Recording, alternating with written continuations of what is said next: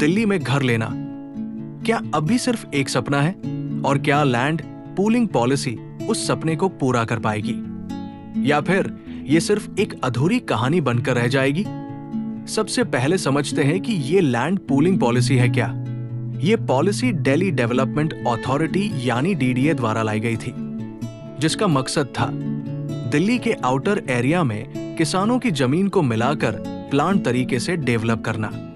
इसमें किसानों को उनकी जमीन के बदले में 40% से 60% तक डेवलप्ड प्लॉट वापस देने का वादा किया गया था। अब बात करते हैं असली सवाल की। आज 2026 में इसका स्टेटस क्या है? हजारों हेक्टेयर जमीन पॉलिसी में आई जरूर है, लेकिन ग्राउंड पर डेवलपमेंट अभी भी बहुत धीमा है।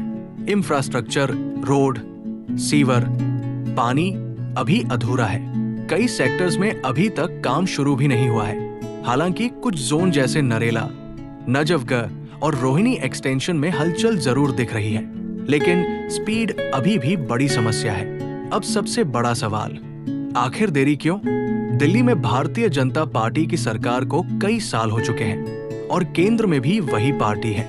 इसके बावजूद क्लियर पॉलिसी एक्शन की कमी, बार बार रूल्स में बदलाव, जमीन मालिकों और डेवलपर्स के बीच अनिश्चितता और सबसे बड़ा एग्जीक्यूशन की धीमी रफ्तार, इन सब ने इस पॉलिसी को पंगु बना दिया है। कुछ एक्सपर्ट्स तो इसे लॉस्ट अपॉर्चुनिटी भी कह रहे हैं। इस देरी का असर किस पर पड़ रहा है?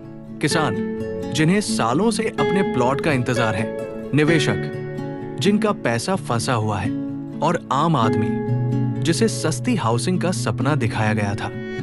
कितने आश्चर्य की बात है कि दिल्ली जो भारत की राजधानी है, यहाँ जमीन की कीमतें जो 2 से 3 करोड़ रुपए प्रति एकड़ है, जबकि हरियाणा व उत्तर प्रदेश के ग्रामीण व पिछड़े इलाकों में भी जमीन इससे महंगी मिल रही है।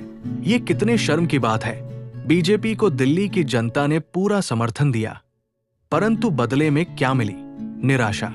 दिल्ली में जमीन की कमी है, लेकिन पॉलिसी की धीमी चाल इस कमी को और बढ़ा रही है। अब सवाल, क्या ये पॉलिसी खत्म हो चुकी है? जवाब है नहीं, लेकिन खतरे में जरूर है। अगर इंफ्रास्ट्रक्चर पर तेजी से काम शुरू हो, सिंगल विंडो क्लियरेंस मिले और टाइमलाइन तय की जाए, तो ये पॉलिसी दिल्ली के रियल एस्टेट को पूरी तरह बदल सकती है। आप क्या सोचते हैं? क्या लैंड पूलिंग पॉलिसी दिल्ली का भविष्य है या सिर्फ एक अधूरा सपना? कमेंट में अपनी राय जरूर बताइए और ऐसे ही रियल एस्टेट अपडेट्स के लिए चैनल को सब्सक्राइब करना मत भूलिए। धन्यवाद।